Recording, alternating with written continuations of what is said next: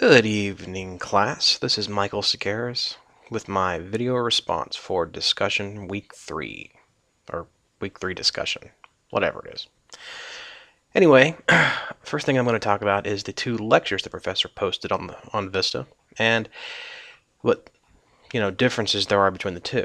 And I mean, they just really kind of jump out at you. The first video included both an audio narration by the professor and a small video shot by his webcam that he included in the first portion of the presentation.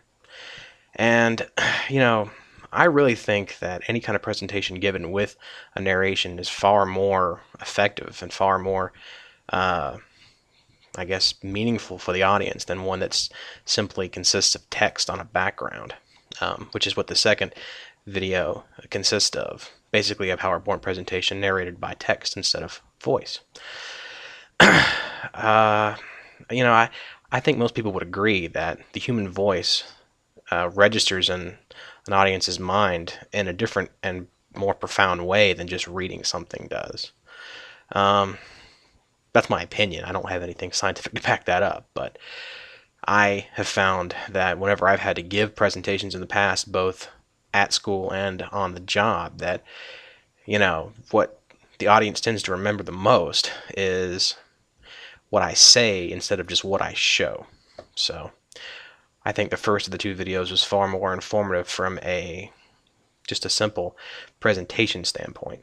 Now, whether the information conveyed through the first video would be retained better, I don't know. Maybe my grade on the quiz that I take later on tonight will lend some insight into that for me anyway.